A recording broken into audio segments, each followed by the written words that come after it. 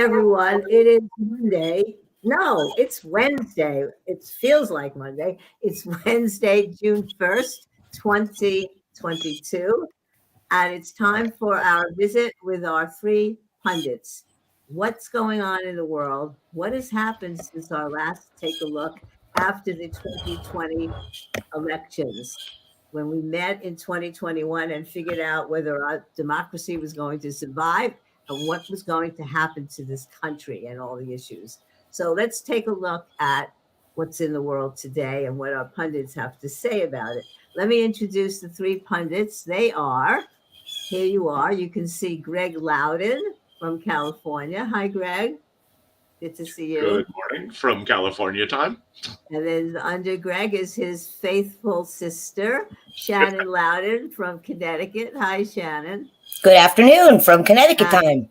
And then there's Karen Melkonian from Boston, Massachusetts. We've got the whole country covered, and they're going to talk about what's going on. So it's been a tough few weeks in this country. Perhaps it's been a tough couple of years between the pandemic, the democracy threats, and now the gun violence that is so out of control. We are totally breathless and without any answers as to how it's ever going to stop.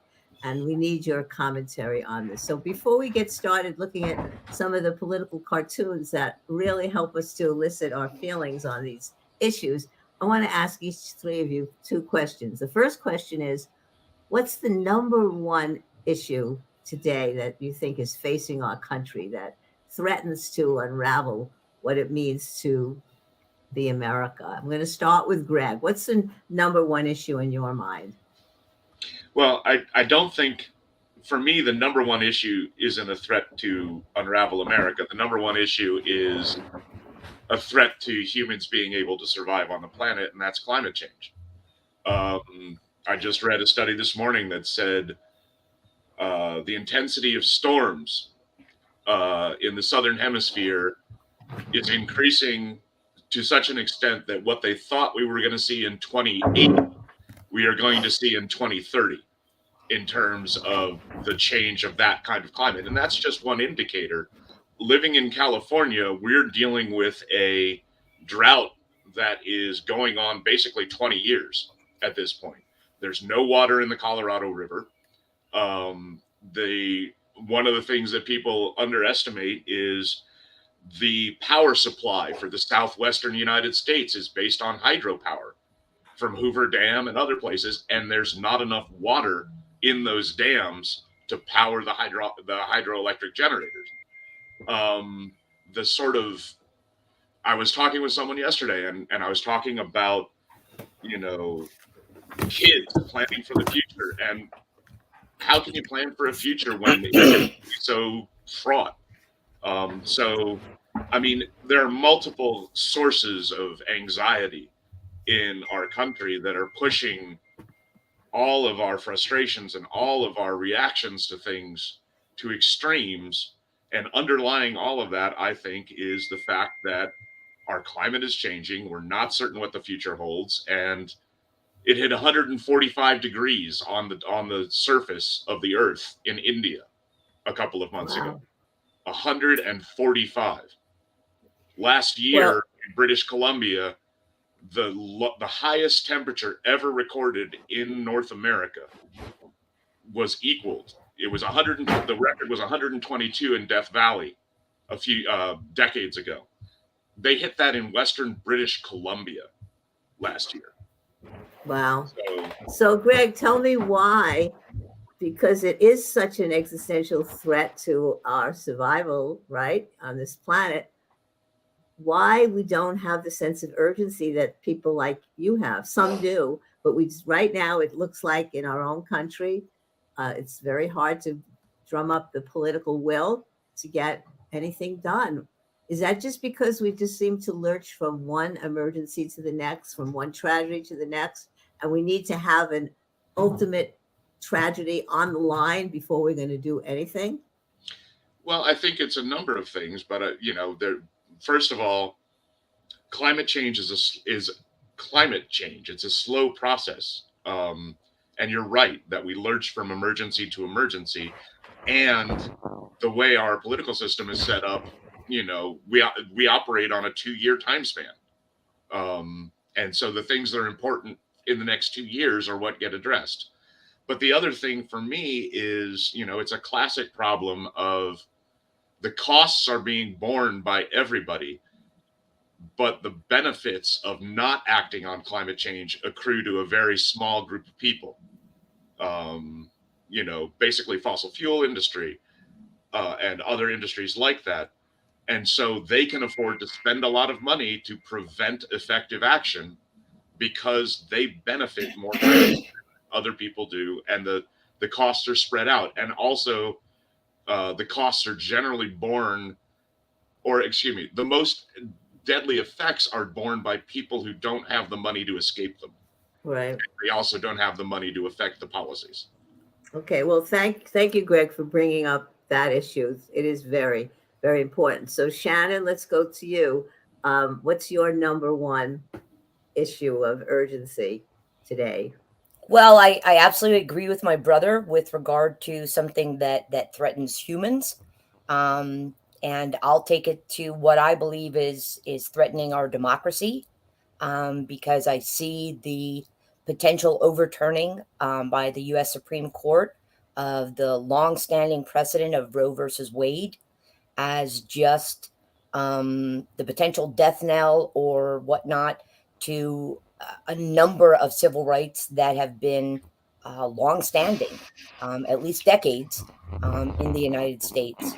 So, and the other thing I'll just comment on what Greg said, I totally agree with it. The other thing I'll add is that climate change is something that requires a lot of different actors and a lot of different industries and a lot of different groups acting together. And that is very, very difficult to bring about unless you've got more urgency than most people give it right now. I think exactly what Greg said, which is because it's a slow going process, we're not really listening, and the people who are in power are not the millennials and the teenagers right now who are telling us, don't leave the planet this way for us. Right. Okay. Thanks, Shannon. So let's go to Karen now. What's your number one issue? My number one issue is the Republican Party, as it is right now. I think that everything you're saying is what is stopping any change. And the leadership of the Republican Party, the demonstration that we don't have to follow any rules. We can lie, we can cheat. If we're one party, if we're one type of person, but we can't if we're another, we can get away with it. And so why would they want to go along with anything if it's politically and financially advantageous to this era of the Republican Party? And by that, I don't mean every single person. I mean its representation, particularly in Congress. I do.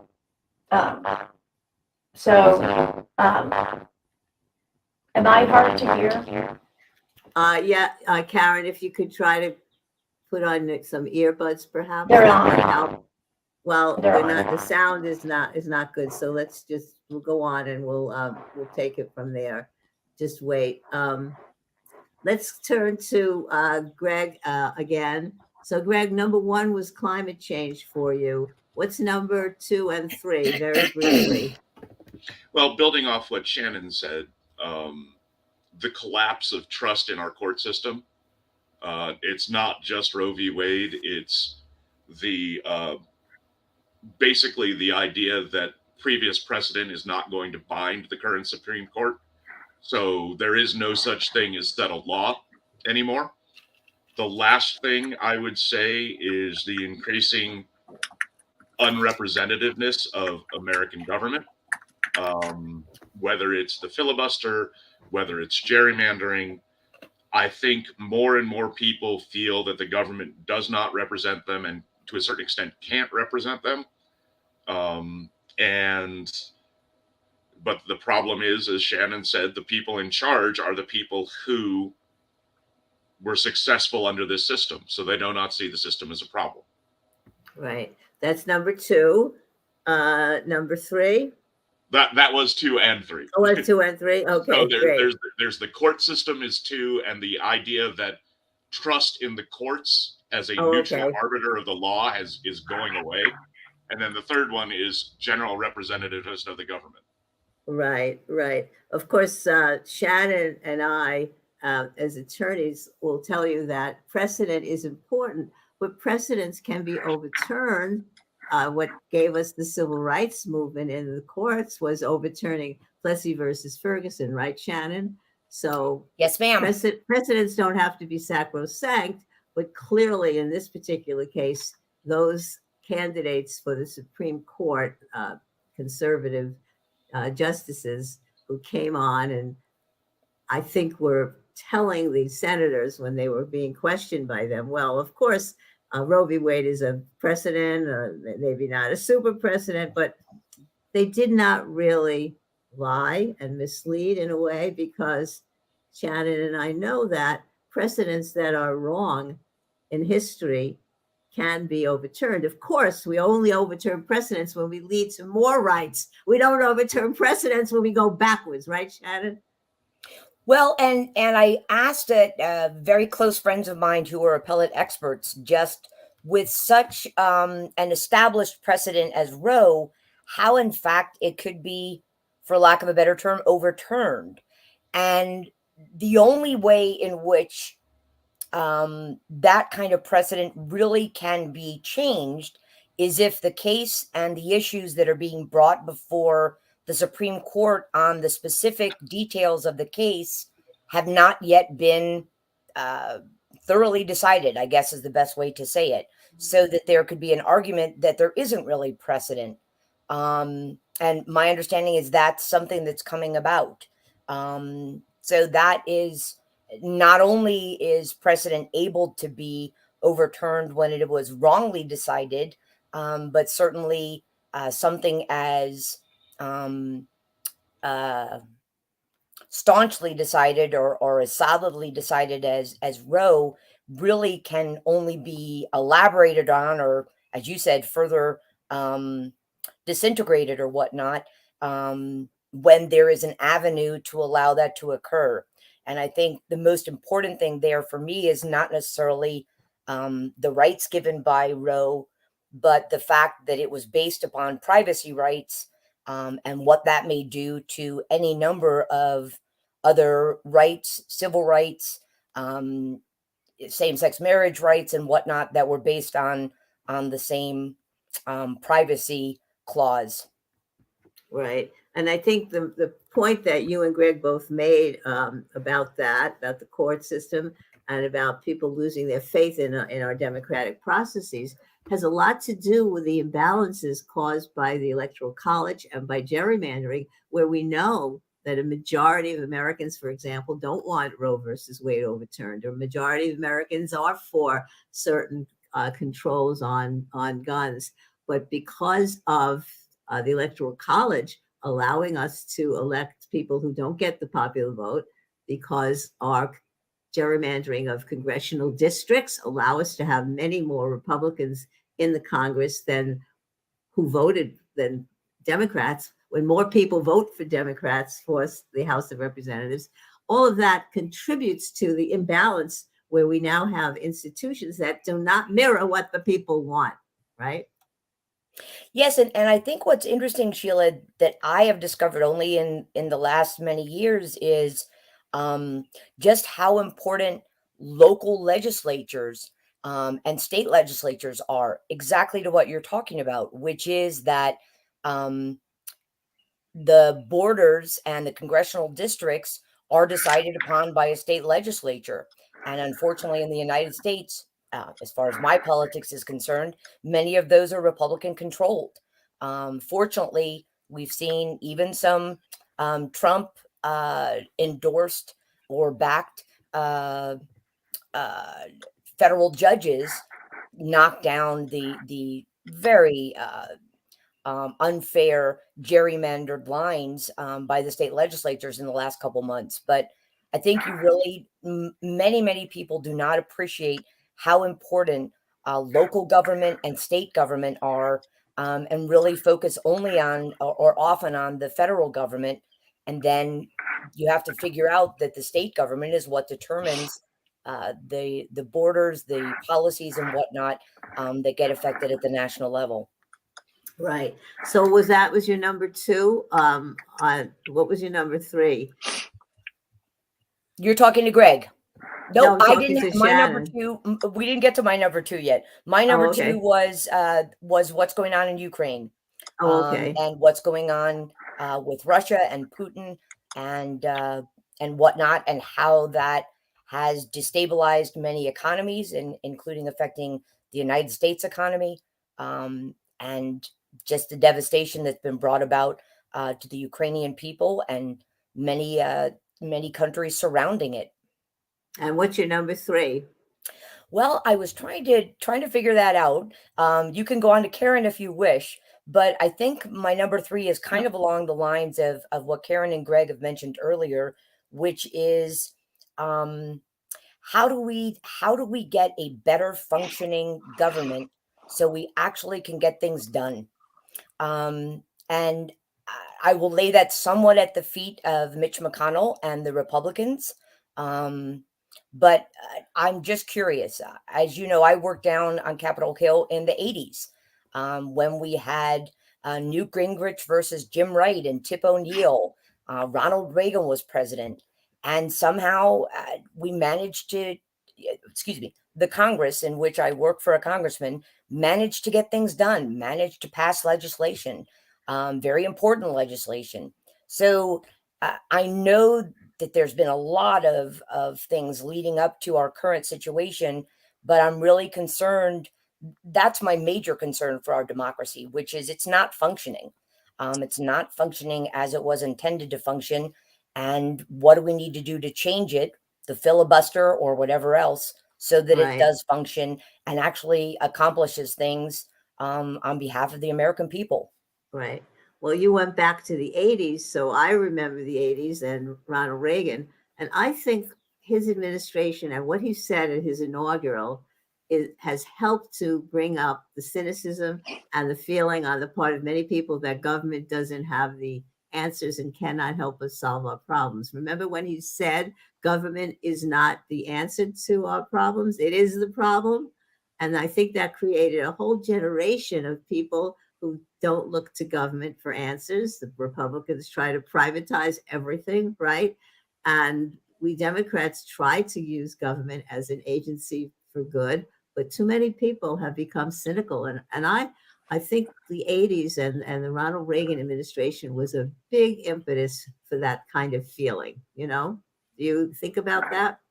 I understand and I agree. That certainly is when the Tea Party started to have its beginnings. I know Newt Gingrich was not as powerful when I was there. He was a very new and fledgling congressman who really then took off, and his ideas took off. And certainly a lot of the senators who are still there have become increasingly powerful and basically use their power to stymie anything that would be done by especially a Democratic administration. Yeah. Well, let's go back to Karen and see how you Can you sound, hear me? Karen. Yes, I can hear you. Is that better now? You. Yes. Yes, let's start. What are your 1, 2, and 3 top issues that Well, you think we have to The deal with? Republican Party as it is, and whoever's coming forward as the Republican Party. My father was a Republican, and he was not like this. The apathy, the fact that they're winning. I feel like there's nothing I can do. I can't be alone, because I think, well, my Congress people, I mean, what am I going to do? Go to a different state? But it's not here. But the places where it is where we just need to go and help, I think. And I think that the underlying racism that has been allowed to seep out and be voiced has been so detrimental to absolutely everything, down to the most recent shooting, and also I'll just throw in the Democrats, who have to explain everything and make it a multi-tiered solution. The bottom line here for guns, I'm going to say guns, get rid of the AR-15 for people 18 to 21 and keep saying the same thing over and over and over again, or whatever and stop being, stop equivocating, stop going back. Well, it could be this. Well, maybe he didn't have the intent. Maybe Trump didn't have the intent. Oh, yes, he did. Right. So I think it's so many different things that are building on each other. But I think the biggest danger to all of us is this Republican Party, its leadership, and who they want there, who are a bunch of self-serving, racist people who have no business doing this, from Ted Cruz to all of them. And I think the best thing we can do is to get them out. And I think that has to be the goal. I think nothing else will work while they're there. So that is what I'm saying. All right. Well, you're the first one to mention the horrific gun violence that we saw last week. But I read somewhere that there have been 14 mass shootings since the Uvalde episode. 14 mass shootings since then. And I guess only the ones with a horrific number of people ever get into the consciousness of the news completely. It's the rest schools, are just relegated to the pages of the local papers around the country. So let's take a look at some of the interpretations of the news by the political cartoonists, who are often very deft in providing food for thought in their things. Let's turn to that now. Can you guys see that? Yes, Political. ma'am. Yep. Yes. Okay. So I'm going to just show you a couple and ask you to comment as we go along on the various. It's interesting. Everything that's in these cartoons, you all touched on a bit in your discussions of what the important issues are. So let's go. First, here we are, pro-life in America, abortion, and guns. Does anybody want to comment on this one? Well, I could comment. It's should I talk? Sure. Please go ahead, Karen. It's the obvious conundrum or hypocrisy that it's fine to kill live children. Like, we don't want to stop it. We want to blame the teacher for leaving the door open. We want to blame mental health, which in Texas they just cut, and it has, the worst mental health program anywhere. They don't have Medicaid for single people. They didn't expand Medicaid, etc. But let's keep those guns and let's kill those children.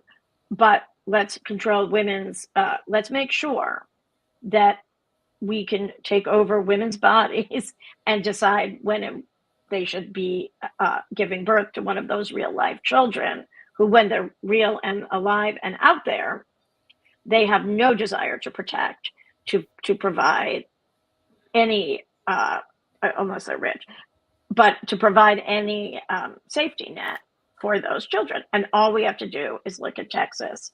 And just the hypocrisy. I mean, I remember Greg Abbott saying that he was going to outlaw rape or something. I'm like, really? You're going to outlaw rape and that's going to get rid of the issue of abortions? And now we need to go to mental health, but you cut it.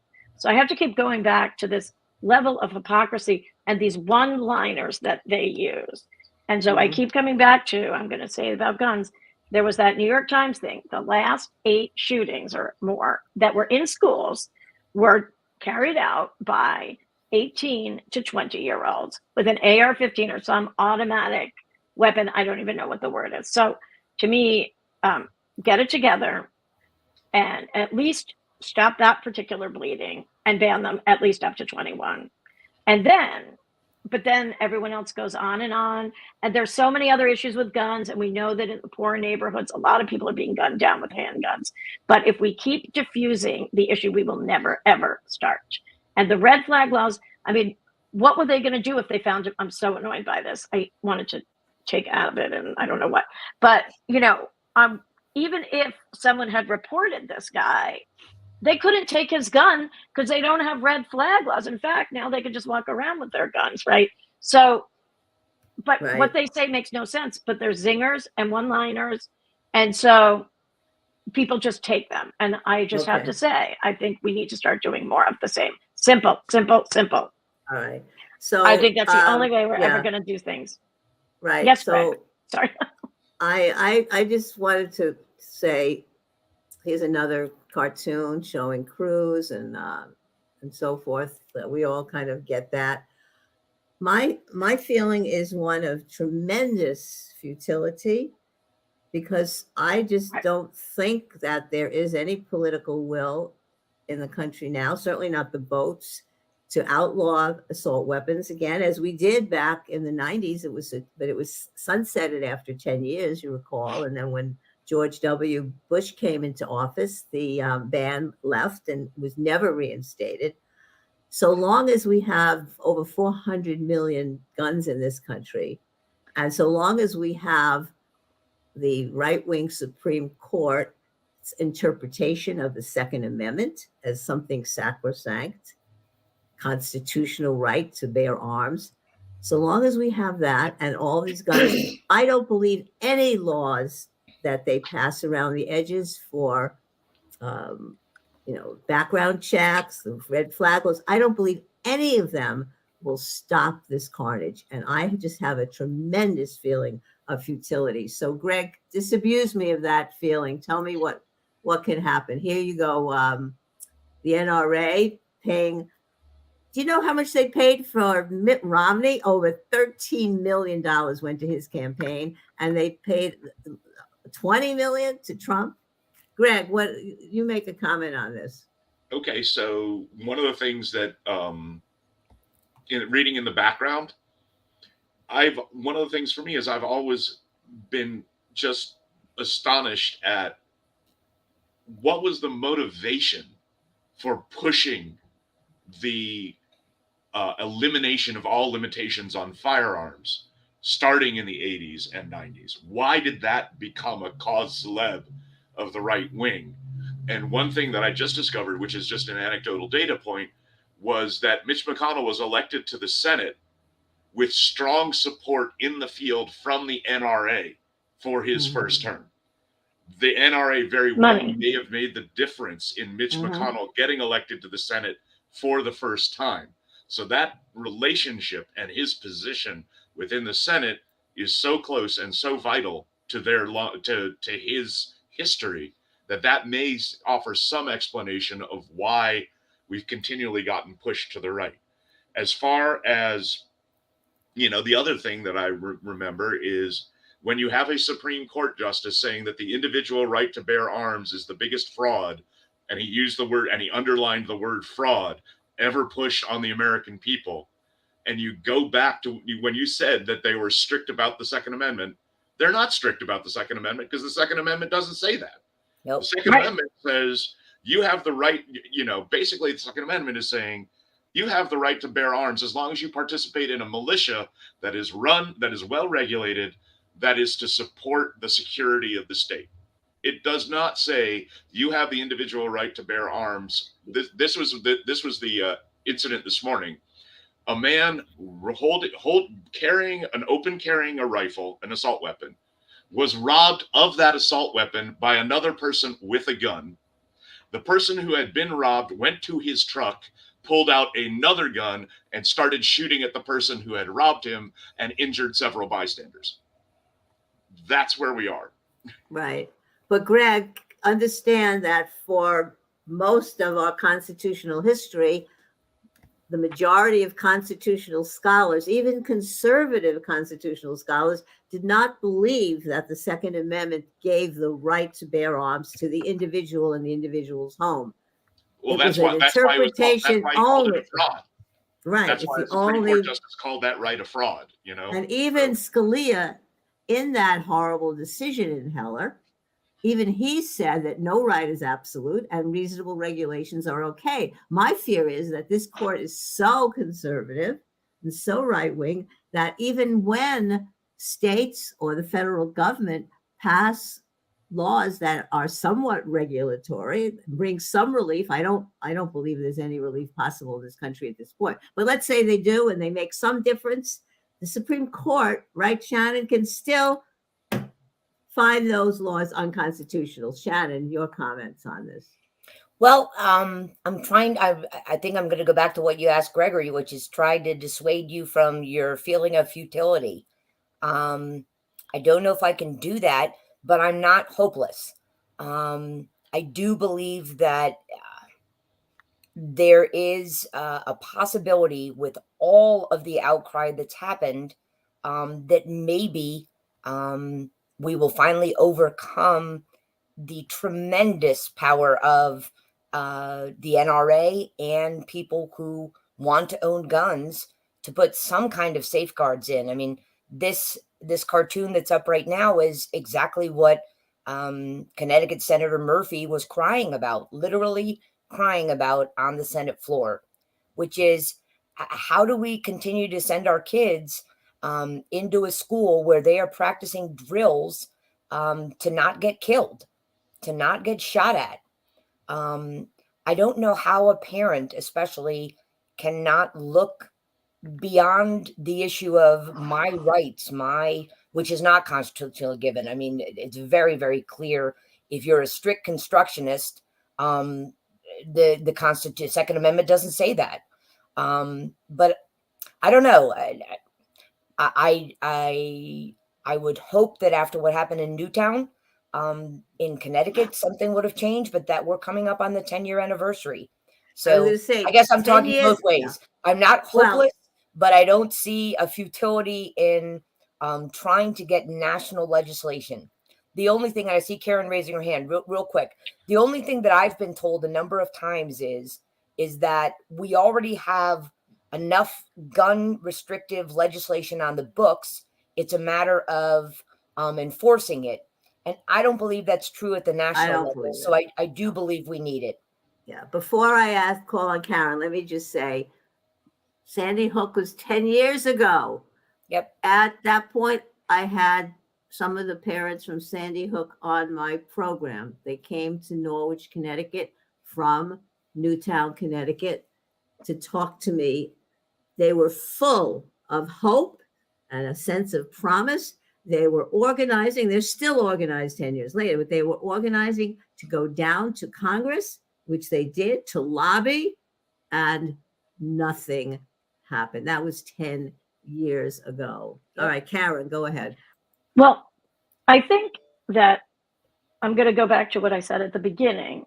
And with all due respect to all of us and our knowledge about the decision, the Heller decision, where the commas fell, why Scalia decided the commas didn't offshoot the last sentence and modify it or whatever that nonsense was.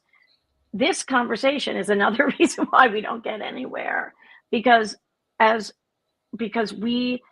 Republicans they just say you have a right to gun. Like, they don't argue about the commas and the Heller decision and an absolute right. And I really think that there's nothing more than, like, they can keep saying that, then we respond, because I want to throttle Ted Cruz when he says, oh, it's mental health, it's culture. They brainwash people with these one-liners who want to hang on to them. It's a lot easier to understand it, and they make it so that, and also the other thing is, when people say, I believe in the Second Amendment, I also want to throttle them too. I mean, you can't believe in it or not believe in it. It's a Second Amendment. It's there. We have someone has a right to some gun somewhere, right? So when Democrats get up and say, I believe, I'm like, well, do we like it when they don't believe in the 14th Amendment? You know what I mean? I feel like the language is all wrong. And I feel like it's just, in my mind at this point, I'm so aggravated with this. Yeah, well, you're I mean, to talking me, about, this shooting was racism with the police response. This was the purely, not white town. This is police who stood there. Like, are you kidding me? I don't even want to know why, but all right. I doubt that they could have made a mistake, but that was outrageous. All right, Karen, but what I'm saying, can you hear me?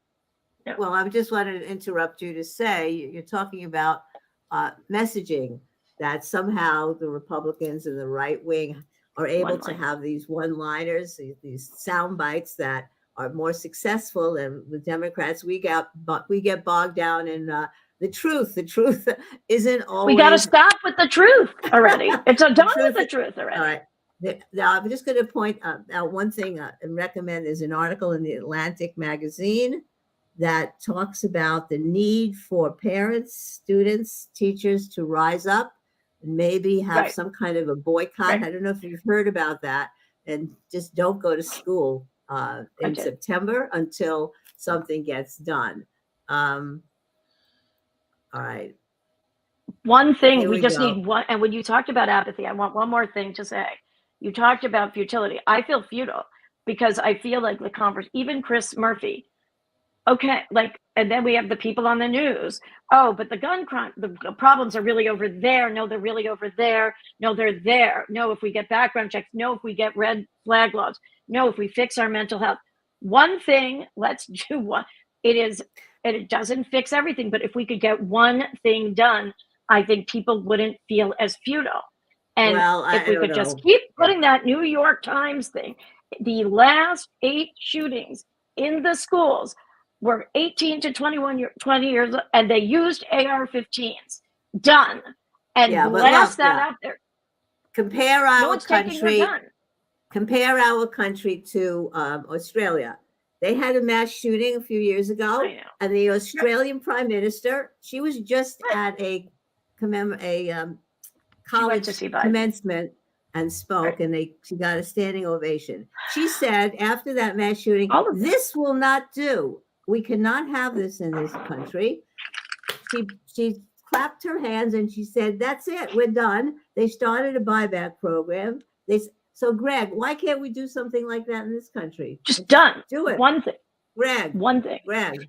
Well, I think, the one, as Karen was speaking, I was sitting here going, well, there's this thing called the filibuster. And the way that we've done the filibuster is such now that you don't even have to discuss your reasons for filibustering. You don't have to actually filibuster. All you have to say is, I'm going to filibuster. And that stops discussion, not actually voting, not actually passing a law. It stops it being discussed. It stops it being actually debated on the floor of the Senate, where people might actually have to justify voting against something like background checks, which 90% of the American people support, voting against something like red flag laws, voting against something like trying to get AR-15s out of the hands of 18 to 21-year-olds. One of the things, we have a structure in place that is designed to stymie. And one of the issues with that, going back to what we were discussing earlier a little bit, is I think one of the motivation behind putting out there that the government can't fix things, what you're trying to do is get rid of anything collective so that the only thing that matters is how much money you have. Because the rich people can always buy their way out of things, can always afford to hire armed guards and police and set themselves in gated enclaves where they are protected from the consequences of the decisions they support. Right. Because they don't want to pay taxes so that anyone else can enjoy those protections. Right.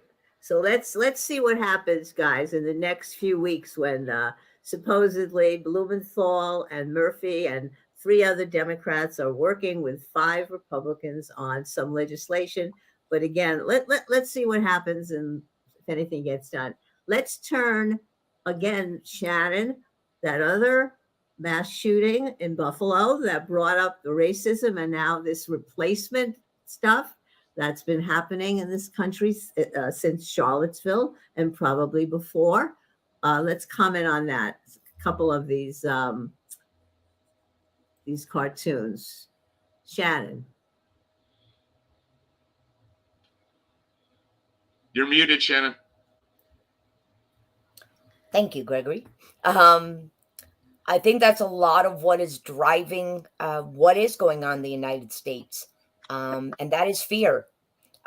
We've known for quite a long time that, and I'm not going to put it all at the feet of the white male, but they've known for quite a long time that there was going to come a point in the United States demographics where they no longer were going to be the majority. And I think that scares them quite a bit. And we've seen some of the results of that. All of the stuff that you're putting up there, Sheila, with regard to the replacement theory and critical race theory and what that's leading to now with regard to all of the stuff that we saw, and I hate to bring this up, during the Holocaust, the burning of the books and again, what we talked about earlier, the taking away of our rights. Part of that, I think, and what Gregory was talking about, part of that is due, in fact, to where our society is going. And we've got, on one hand, every company now probably has to have a diversity, inclusion section of their company. And on the other hand, we've got the predominantly white males in power of our government who are very scared about what it means that they are no longer the majority of our society and how that's going to affect them. Don't you think that Tucker Carlson knows exactly what he's doing and doesn't believe one word of it? He is in show business, and he's drumming up all of this hatred and all of this anger, and it is selling. Karen, don't you think that? I do, but I also want to step back for 1 minute on the replacement theory. When that thing happened in Charlottesville, right? And those guys with the ticky things, the white supremacists, were saying Jews will not replace us. I had no idea what they were talking about. I didn't understand at the time, and that's how silly I was, that I'm like, what? Like, I remember watching that thinking, oh, I didn't realize that we were anti-Semitic anymore. I mean, that's how bad I was. Until I realized, oh, Jews will not replace us with them, those Mexican people. And then when Trump said, George Soros is funding that caravan of those people from Mexico to come take your jobs away. And then 2 synagogues were shot up, or 1 or 2. And the manifestos of the people that shot them were this same replacement theory. So it's interesting to me that it's been Trump's mastermind from the start, or he was loudest. And one more thing, I thought at the time, even if he was president, that he should have been liable in George, because he basically, but for him screaming out, that caravan with those Mexicans, the Jews are paying for them, and they're coming here to replace you people, because the Jews, we like refugees, that we don't want anybody, we don't want the white people here. That it was he had a duty of care, but for him saying that synagogue and those people would not have been killed, but for Trump's big, loud statement about George Soros. So this is not news. Tucker Carlson obviously perpetuates it when he gets up there and makes it reality. That's because what the Republicans do, again, is they make it true. They make it real. And I want to learn the art of only sort of lying, so you can never really be called or be legally liable for anything you say, because it's always a little bit not quite there. But Tucker Carlson got out of a libel lawsuit because his defense was, well, I'm on TV and I'm in show business, and I often don't tell the truth anyway. It's just show business. Right. And the same thing happened, I think, even to Rachel Maddow. They was given certain artistic license. It's not always the truth, but people are watching these shows and taking it on as though it was gospel. And that's how Trump got elected. People who watched his show thought he was a magnificent businessman. They didn't realize it was show business. So this brings my issue of, are they stupider now? Are they getting their information only from partisan outlets? Like, brainwashed. Not only that, Sheila, 70%, I think it was, of Americans get their quote unquote news from Facebook. And Facebook just reinforces what you tell Facebook you're interested in. So as far as where we're going down that rabbit hole, absolutely. Which is, I personally have never watched Fox News, only when their segments come up in my news feed. I've never watched Tucker Carlson, only to watch him be made fun of or whatnot. But in any event, so is that my problem? Do I not watch Fox News so that I'm only, watching PBS and listening to NPR and reading what I want to read? But it's not news. I understand, but that's not what they think. I mean, you're talking about the one-liners and whatnot, Karen. No, I They know. believe that's their news. Let's So come up with some one-liners. is our electorate stupider than when our parents lived in a world without this social media and cell phones and all these outlets, these cable, when we just had CBS, ABC, and NBC a half hour a night, and we actually brought the newspapers into our homes, and many times a morning paper and an afternoon. Are we dumbed down as a culture? It's exactly where I was going to go, Sheila. I don't know that we're getting stupider, but we are getting way less informed. People don't read the newspaper anymore on a daily basis. And I remember a partner in the law firm whom I greatly respected. That's what he spent the morning doing, reading the newspaper, making sure of it. Many American families sat down to watch Walter Cronkite every night. And at that point, news was not simply about, for lack of a better example, about all the violence in our society. It was news. I mean, you didn't have to watch Meet the Press in order to understand what was going on in Congress. But I think you said it a couple minutes ago. Tucker Carlson seems to think that his show is entertainment. It's not to provide information. So I certainly have encountered this in my community, how uninformed the electorate is and how they really can't be bothered to become informed. That's certainly not what our quote unquote forefathers wanted as far as an informed democracy. Right. Let's go back, or let me go. This is last cartoon, which I thought was interesting. So we're going to lead up from the gun issue to the mask issue to Roe versus Wade. Multiple choice question. Greg, you want to take this one? Well, I mean, it's kind of obvious what Texas thinks should be regulated, given the law that pretty much set off all of this. I think my opinion on what's going on via choice is not dispositive. I'm a guy. It's not my body. It's not my business. I mean, what I do think is interesting is that absolutely nothing about abortion has been put on the spermatozoa side of the spectrum. It's basically, hey, yeah, there's this other party that's involved in getting someone pregnant, and no one ever talks about them being responsible for any of it, except to excuse them, even if it's a case of rape or incest at this point. So I would step back from that issue. Okay. Thank you, Greg. That's interesting. But the Supreme Court only has what? How many women are on there now? 3? Still six guys.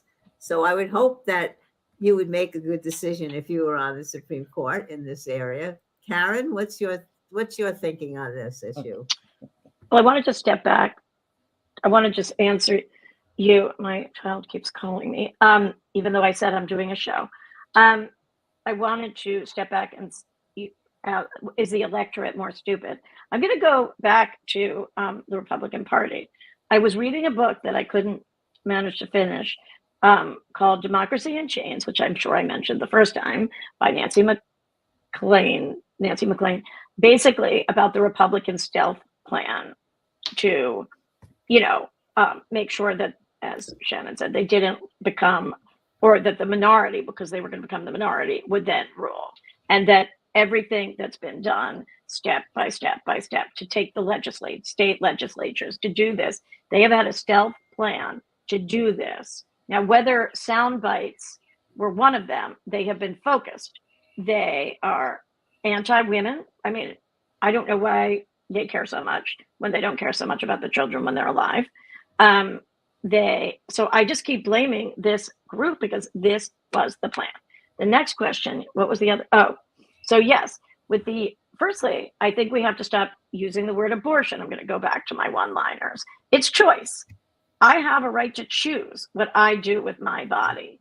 I don't think anybody wants an abortion. It's like the way we talk, the way it sounds, it's like, oh, no one is like pro-abortion particularly. We're pro-choice. And I Karen, worked in a clinic. let me interject here, because a wonderful thing that I found that I really loved, and it's right in line with what you said, is pro-choice does not mean pro-abortion. Right. Pro-choice means that no matter what your personal feelings or beliefs are about abortion, you understand it is not your place to make a decision Right. for another woman about what she can and can't do with her body. So why can't we do that? Why do we all out there saying the right to abortion? Again, I cringe. I worked in a clinic for 3 years. It was gross. I saw things, that who wants to see that? But it was their choice. It's not my opinion. Maybe I wouldn't make the same choice. But so long as something is part of me, like my liver and my kidney, and it can't survive outside of me without being an ice or whatever, then it's mine and it's my body, and you have nothing to say about it. And you know what I mean? And until that part of me could live independently or without me, then it becomes not my body. So we need to start talking again. I'm going to go back to my one-liners and our language and our intellectualization. It is pro-choice. Don't tell me what to do with my body. And that's it. And all right, so let me ask this, right? Do you see what I mean? Let me ask this question. Other countries around the world, even Catholic countries, are now making pro-choice laws, decriminalizing abortion. What is going on in this country that in the 1970s, the Supreme Court very reasonably said, yes, we have to have it certain trimesters when if the fetus can live outside the womb, that is a person, and you have choice. I mean, it's a good decision. Why are we in America going backwards on this?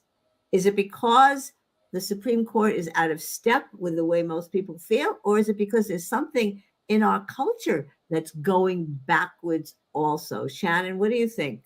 Well, I saw Greg raise his hand, so I'm going to let my brother talk. Okay. Well, I mean, Sheila, one of the things that comes in here is, people don't know understand the origins of the anti-abortion movement, and that the anti-abortion movement arose out of trying to gain support for racially segregated schooling in the South to continue. Essentially, the anti-abortion movement came about because conservatives in the South were looking for an issue to motivate racially segregated conservative Christians to gather together into what became the moral majority. And they couldn't say, we want to support tax breaks for segregated schools. So they needed to find another issue. And in the late 70s, they found it.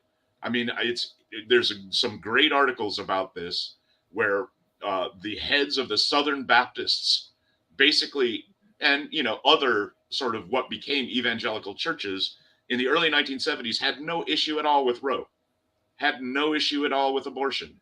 And then in a course of 5 years, it became the sine qua non issue of and they basically, it leads to the growth of what we have today, which is a group of Americans who are so fearful of everyone else, of any other, whether it's an African American, whether it's a Native American, whether it's a Hispanic American, whether it's an immigrant, whether it's a person of Jewish ancestry, whether it's a woman, or especially LGBTQ sort of folks. We've created that culture of fear, and that culture of fear was created to, one, motivate people politically, and two, sell those people stuff. Well, that's interesting. Yeah. I think we can't underestimate how much of this is about grifters and con people at the top of these groups saying, I want a lifestyle that is consequent with what I feel about myself, and I'm going to try and make money off of these things, whether it's or others. That's interesting, Greg, because when you're saying that about using the abortion issue that way to gain leverage politically, George Bush W. did the same thing in 2004 with the evangelicals and same-sex marriage. They, if you remember, there were lots of referenda around the country that same year as the 2004 election, and Right. George Bush and his campaign head Karl Rove manipulated all of that and used that to help him get elected. So you're absolutely right. But so it's all about propaganda. It's not about real feeling and the zeitgeist of what our country is like now. I Is it all think, propaganda? well, I think one of the things that, going back to the gun issue, I think, one of the things that Democrats consistently underestimate is is basically what religiosity. Guns have become a religion in this country, and the thing with a religion is it's faith in the absence of evidence. And there are a lot of people who are much more comfortable having a faith without being confronted with evidence. If I had a last thing to say, if I had to summarize the state of the country, there is a national program in the United States to support school districts tearing down buildings where mass shootings have occurred. There is a national program. There is money in the national budget for a dedicated program for schools where mass shootings have occurred to be torn down with subsidies from the federal government. If that doesn't encapsulate Americans being unwilling to confront hard things in their past, we don't want, we want to be comfortable. And that Right. applies to the media sphere now. I mean, what Shannon was saying, we seek out media that makes us feel better, not media that informs us. Right. So now this last cartoon here I find interesting, because even in talks that I've given about civil rights and Martin Luther King, he always said the arc of the universe is long, but it bends toward justice. And maybe he was wrong, because Shannon, comment on this. This arc is going down, not up, toward justice. Well, I think it gets back to what I said a few minutes ago. And you had asked, or you had commented, Sheila, about every time we've had a major opinion, so to speak, out of the Supreme Court, it has increased the rights of Americans. And I think now what we're seeing is maybe a backlash to that, maybe a reaction to that, but it gets back to what I said a few minutes ago, and that is fear. I think fear is driving all of these constrictions on our rights. And I think to piggyback on what Gregory has said, that gets down to who's in power, who wants to remain in power, and why do they want to remain in power, but to protect themselves financially, security-wise, and whatnot. Ultimately, and I haven't really said this before, ultimately it gets down to the almighty dollar, and protecting that, and being scared about having to divide that and be more inclusive and equal with other people. And getting back to what Gregory said, the other. Right. Let's move on to issues involving the pandemic and anti-patriarchy. Are we done with COVID? Is COVID done with us, Karen? I just had it. I mean, I think that we're less scared of it. It certainly takes a hit, I think, on productivity and kids in school, because they have to be out for this 7 days or 6 days, whatever it is. I think, but let's talk about vaccines against hypocrisy. I'm going to go back to my theme here. So the Republican Party, as it stands, I mean, like, do you think Ted Cruz really cares this much about women's rights to choose? Do you think he cares this much about not terminating a pregnancy? I mean, do these people really care? Or do they also, like you said, Greg, about religion? I mean, part of this is, there are too many religions here. Let's reduce it to these few religions that are, from the Bible, that don't allow this, and the evangelicals, so we can get money. But I also want to learn how to lie on the margins. Not lie, but I want to learn how to not always have to say both sides and what's real. So they're the most hypocritical. And I can't even say a sentence without saying, well, but I would love there to be a vaccine against hypocrisy. And these, I mean, just the Supreme Court, you had to wear, what was their thing? There are no guns allowed in that building. There are no guns allowed in Congress. They all had to be bad. They have to wear a mask. Like, they protect themselves, right? But they don't, nobody cares about everybody else. And it's this small group of people. And what you say is the electorate getting dumber. No, it was the stealth plan by these people, and they are winning, and we need to make them lose, which means we need to go into the states. But they have gerrymandered, so a smaller number of people can vote for more of these people and get more of them in. I mean, not a one of them of those 50 people would actually vote to ban AR-15s between 18 and 20. I mean, that is such a minor thing. Why couldn't we just say, is one life worth it? It's a needle in a haystack, and you're relying on human error, but they want us to go around in a circle. One thing. I'm going to go back to it every time. They are so hypocritical. But you can't get out of it because we respond to their hypocriticalness, and then we give them more talking points. It's just awful. One-liners. Yeah. Well, I remember during the insurrection. I can't even look at him. Yeah. During the insurrection, when the Congress people had to find shelter, and they left the chamber, and they were stuck together in closed spaces. One of the Democratic Congress people, I don't remember who it was now, was going around offering masks because it was the lovely man the height of COVID. Right, and they were offering masks, and couple of the Republican people refused to wear them in those confined spaces. Outrageous. All right, now here we are. A little bit about the Supreme Court and how we got this Ketanji Brown Jackson on. Shannon, as an attorney, you're happy that she's on the court now? I'm thrilled. I think it's a long time coming. Tremendous woman who is on there, and a tremendous person to represent the first African-American woman on the court. She's incredibly intelligent, incredibly poised. I certainly could not have withstood the questioning that she took and the commentary that she took.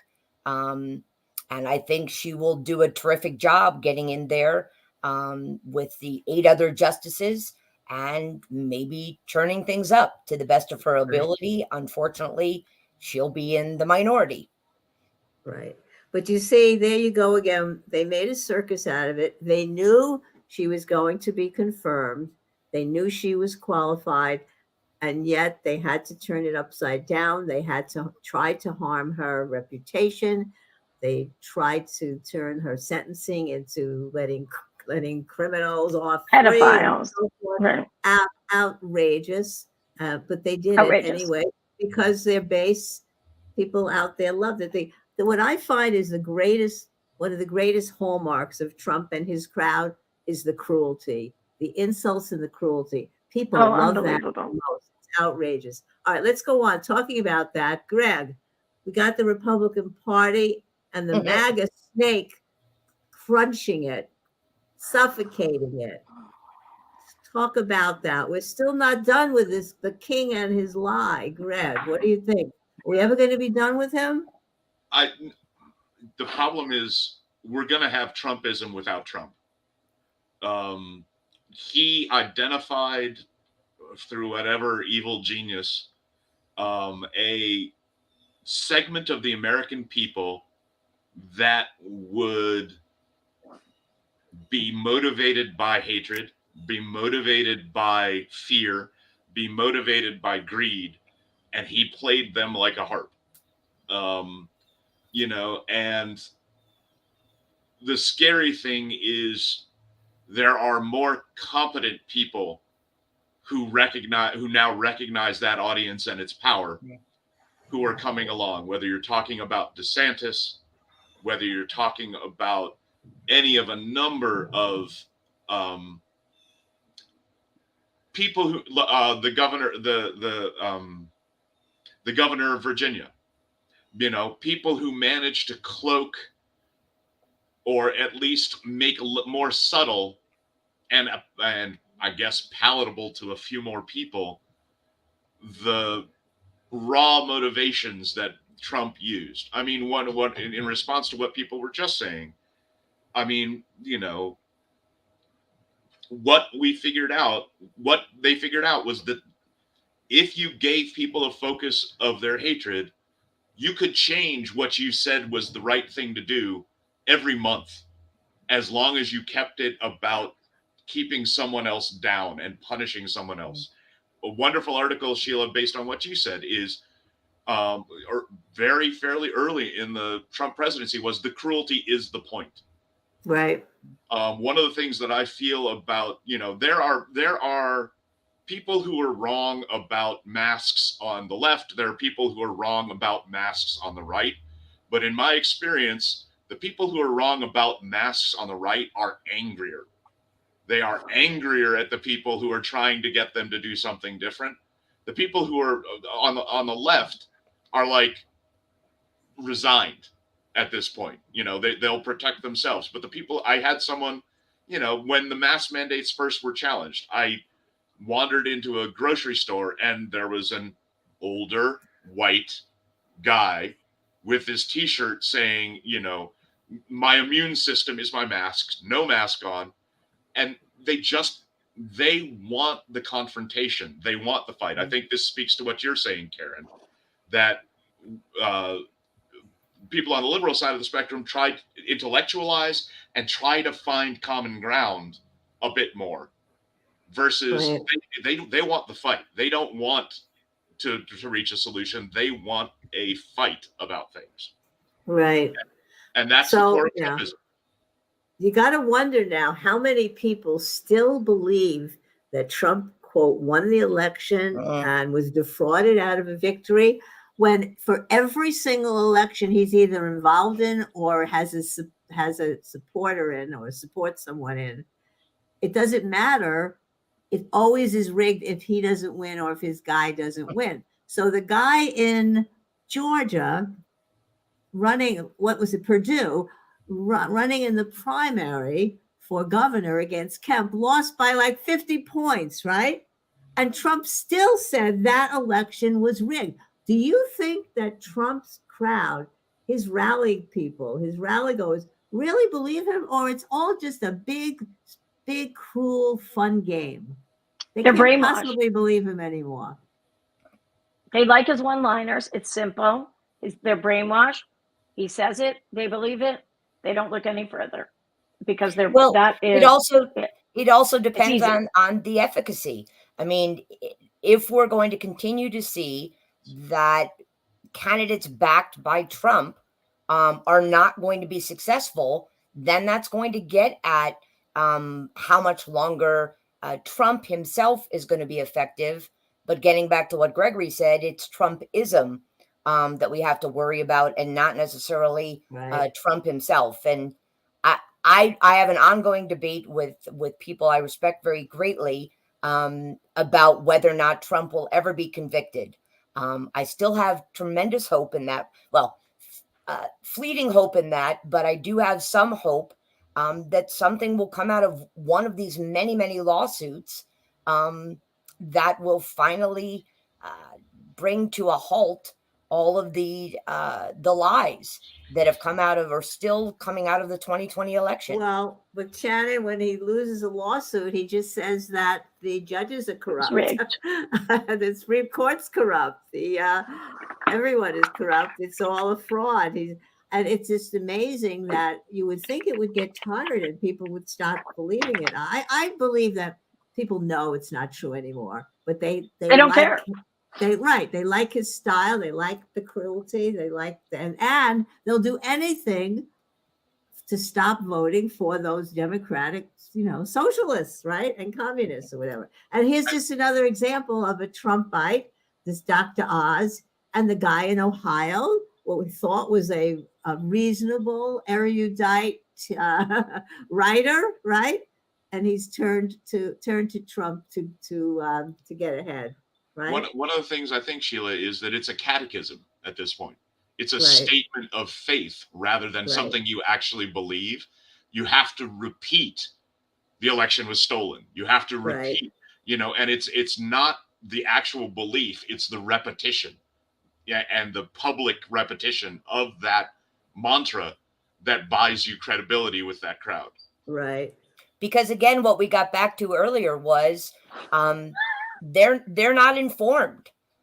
So they like the one-liners that Karen is talking about, and as long as they continue to hear that and believe that, and again are getting the news that affirms that, that is what they will continue to believe and argue.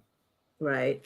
So now we turn to the on the political side, how the filibuster arose out of the Jim Crow South, the 60 vote deal that you can't get anything done. And as Greg said, you used to have to stand up and filibuster for hours on the floor.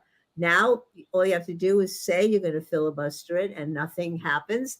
And what do you think is going to happen? What about, here are these, I got to go down to, well, we're worried about Biden's, right? We're worried about the 2022 elections. We're worried about Biden getting anything done. And here you go, Manchin and Cinema. So what do you think about all of that, Shannon? Oh, is Biden going to be able to get anything done before the midterms? And Manchin and Sinema going to do anything for gun legislation to get it through without the 60 vote threshold? What do you think? Well, I think we've got very little time because they're going to go into recess very soon for the summer. And then everything is focused, especially with any congressman, on getting reelected this November. I think we're not going to solve everything here today, but I certainly think it's a travesty of what goes on in the House of Representatives anymore. 1 year is spent on maybe bringing about some legislation, and the second year is spent on fundraising and getting reelected. They are always fundraising and working on getting reelected because they have a 2-year term. I don't see, unfortunately, getting back to your cynicism or futility, gun legislation of any mass importance or mass result consequence for our country coming about in the next 5 months, especially with the summer recess, and especially with the current Congress. But I have a tremendous fear about what is going to happen come November of 2022, and whether or not we're going to be able to hold on to the bare majorities as far as the Democratic Party. All right. Karen, before we leave this Manchin cinema topic, any comments? Well, I want to start by the premise of your question, which is, again, a matter of how we speak. Is Biden going to get anything done? Well, you know what? Biden's actually gotten a lot done. He hasn't been self-dealing. He's actually brought NATO back together, so we're safer. He didn't he rejoin Paris Climate? I don't care whether he he didn't deprive Zelensky of weapons for dirt about Trump. He, and then we focus, like the Republicans want us to, on inflation when, in fact, he's gotten a lot done. And we don't say the right things. Has he gotten everything done? No. Has he gotten a lot done? He passed that infrastructure thing, which is critical to states. But no, we talk about how he hasn't done anything.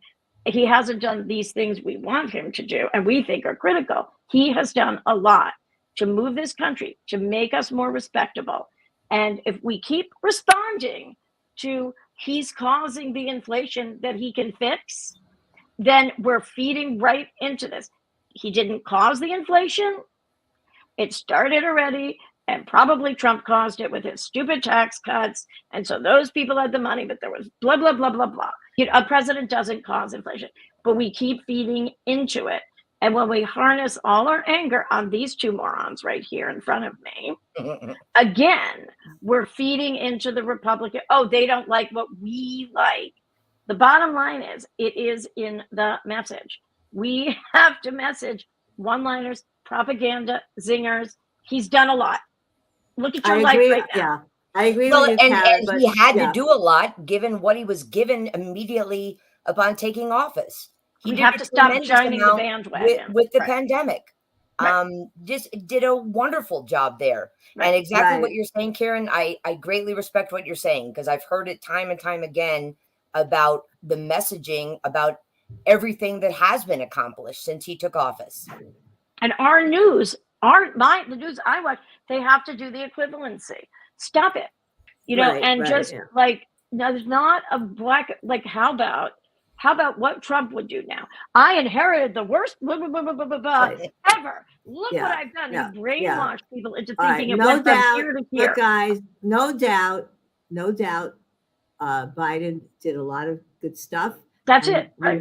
We have a messaging issue.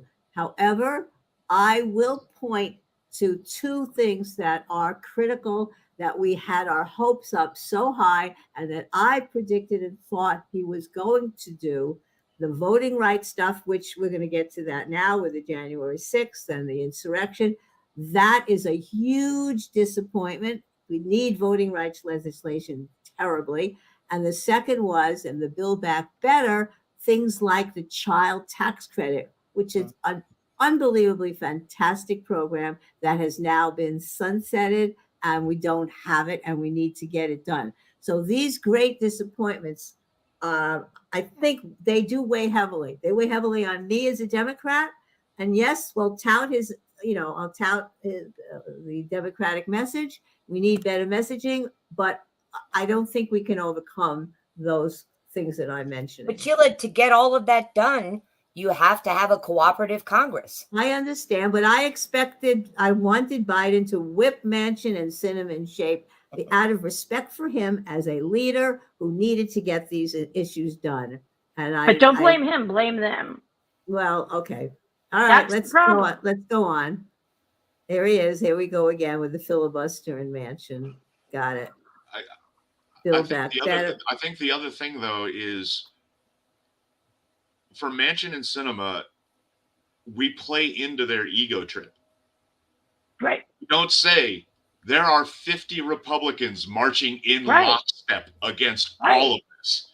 We Right. say it's Manchin and Sinema's fault. Right. It's not Manchin and Sinema's fault. No. And by saying that, we say to them, you are more important than the other 48 Democrats Right. out No, there. I agree, but we have to be united. We are at a critical stage in our history on every topic. We must be united. All 50 senators must be united. We must get the other ones out. There are 100 senators, and if, All right. if we need to go. Let's go on. Let's go. I know we can go on, but we'll agree that we need good messaging for November. But All even right, the premise of the January 6th. questions need to be like, yes, it's a great weight on you, but it was a bigger weight when Trump was here and he was killing us all. I know. But we're also willing to say what hasn't happened. And I Okay. just think because we're shooting ourselves in the feet All right. here. We don't We're going have to lose any- if we don't stop We it. don't have any voting rights legislation that will help mitigate the effects of state legislatures around the country in the red states passing laws that will enable secretaries of state to overturn the will of the people, that will enable the legislatures to change slates of delegates. There's going to be hearings coming up next week of the January 6th convention. What do you think, Greg? Is it going to make a difference? No. There's unless there is a astonishing uniformity of the media presenting it as a message, it will serve to reinforce things that are already out there. There may be some marginal change, but it's not the names you have up there. None of them are running in a competitive district. Cawthorn's gone. He was too much, and it says something that the straw that broke the camel's back was none of his positions, not his drunk driving, not his trying to trade on the fact that his was to get out of drunk driving. It was that he talked about cocaine sex parties in the Republican Party in Washington. Right. That was What a great bunch of people. Yeah. But none of those people are going to get voted out for anything they say about January 6th. Indeed, they're going to be supported for what they say about January 6th. And I mean, I think the thing for me is there is, in line with what Karen and we've been talking about, is we expect responses from the public that are based on an expectation of how the public would respond 30 years ago. The people who are in charge of our party and the people who are in charge of Congress on the Democratic side expect people to react like they reacted in the 90s, like they reacted in maybe the early 2000s. It's a different venue. It's a different world at this point. But it's the other problem with the Democrats is it's still the same people in charge. And they've been in charge for 20 years, and we haven't had a great record of success. All right, let me just ask you a quick prediction. Shannon, will there be criminal indictments against the higher ups, like the Peter Navarros, the Roger Stones, the other people conspiring with Trump? Do you predict any higher up indictments in the next several months before November?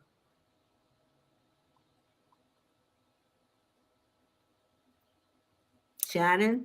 I know, I'm thinking. Okay. I want to hopefully say yes, but I don't think we're going to see.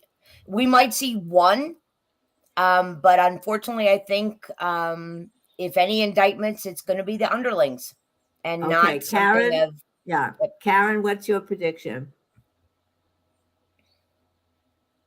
By when? By November. By the November elections. I think we are, but I think it won't matter. But Okay, I'm not going to be negative, but then they'll say it's rigged. All right, Greg, what do you think? I think there will be indictments, but I think they'll basically they'll lawyer up, and any actual trial will be well after the election, so there won't be any practical outcome. Basically, they'll say, you can indict it. They'll do the old "you can indict a ham sandwich" thing, and basically say it doesn't really matter, and then any trials will happen afterwards. They'll push them. Right. Should we be disappointed in Merrick Garland at this point, or should we hope that he's working behind the scenes with a grand jury and that he's really making progress with the higher ups? What do you think? Yes or no? Greg? I think he's doing the best that he can. Okay. I do think what gets conveyed to the public is important. Perception is important. And I don't think there's been a tremendous, getting back to Karen's point, messaging going on there. I do believe that they have been doing a lot of work in order to, these are very high profile indictments we're talking about, but I think they've been doing a lot of work, and it hasn't been conveyed to the public just exactly what they have been doing. Right. All right. Well, we'll have another session before the November election where we'll predict how many seats the Senate will go to Democratic and how many Republican and so on. And hopefully by then we'll have some more news on the criminal justice front. Let's finish our discussion today with Ukraine. One of you mentioned that is really, really important. I think it was you, Shannon, right? It was. That was one of your big issues. And I like this cartoon. Talk about it.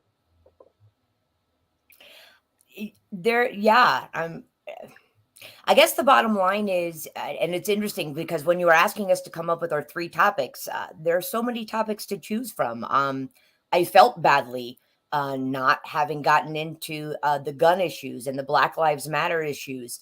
But there's so many overarching issues that affect our democracy and our country. And certainly, I believe what's going on in Ukraine is symptomatic of a much greater issue, which is threat not only American democracy, but affecting our economy, affecting Europe greatly, affecting all of our NATO partners very greatly. So it's amazing to me how Putin and an economy, and I can't remember the analogy, but I know there's a state in the United States where the entire Russian economy is equivalent to that state's economy, but how much damage, and maybe it's the fact that it's Russia or the fact that Trump conflated all of this import to Putin, no, but the fact that they can disrupt and affect all of us, democracies, Europe, and whatnot, so greatly is tremendously troubling. Not to mention the incredible suffering and violence and murder and whatnot that's going on in Ukraine, and how they are torturing the people of Ukraine with the withholding of food and the withholding of humanitarian aid being allowed to get in there. It's just abominable. Well, Greg, do you think America's doing enough?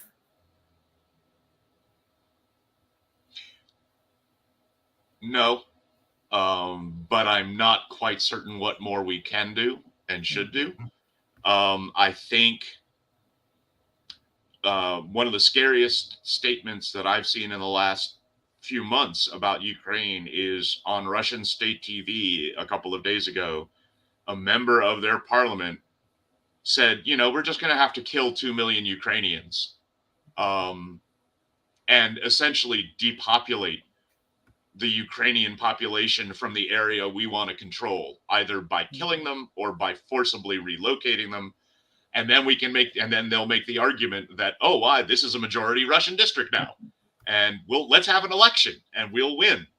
And essentially the level of cynicism about the response of the West. The US has done okay. Europe, parts of it have been okay. But they've only just now said we're going to stop giving money we're going to stop buying Russian oil, and even there, it's only 75%. It's not full. Essentially, the interconnectedness of the modern economy, of the world economy, still takes precedence over massive violence and destruction for some of these people. Karen, do you think we're doing enough? I don't know the answer to that. Trump withheld aid. Biden got everyone together. We're doing it. And I'm going to close with this. How unbelievably embarrassing and horrifying the juxtaposition that we're using a weapon of war here on our children, and that we support that weapon of war being out there. And when those weapons of war need to be over there where they need it, we're now distracted because of our own inaction to stop these shootings. Those weapons of war need to be in Ukraine. And now we're distracted from Ukraine because we can't get rid of them here. Right. So I think that was a good way to connect all our issues. We started with violence and we're ending with violence and inhumanity. I don't know how good of a way it is. It's not great. I know. Where is this is the 21st century. We thought that we were making progress. We're not. Greg, what were you going to say? I actually, contrary to my normal run of thought, want to end with a slightly positive thing. Okay.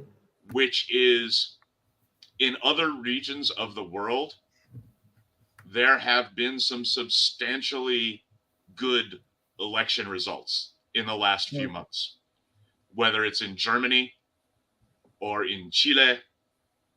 In Colombia, to explain more fully, I work in Latin American studies. Colombia, the front runner, they had an election on Sunday. The front runner was the center leftist after years. Colombia has been ruled by the right for 50 years. The front runner for the runoff election is a center leftist whose running mate for vice president is an Afro-Colombian indigenous, mixed heritage woman who is an environmental land defender. So, while we're facing, it's interesting to me, we are so US-centric, and all of the problems are really stark and here, but in other parts of the country, whether it's the image you just had up of the female leadership of Sweden and Finland, or Jacinda in New Zealand, or other countries are. It makes me want to figure out what's different about the United States, and to a large extent, I think it's money and speech. Yeah, well, it's Pax Americana, and are we dying as the leader of the world? That's another question we can talk about later. So other places in the world are making some progress. Are we going backwards? And we can leave it at that, but it's an interesting question. I just want to comment real quickly. Yeah. I'm recalling the last time we were together and how much hope I had, because we had talked about the results of the 2020 elections. And here we are less than 2 years later, and how I'm feeling. Yeah, well, now who knew the pandemic come about? But I'm recalling that right now. Okay, well, there's an ebb and flow to things, and let's see if we can change the arc and go up in hope. We'll have another session with these three pundits before the November election as we get into the big campaign season. So it's great to see you. Thank you, Greg and Shannon and Karen.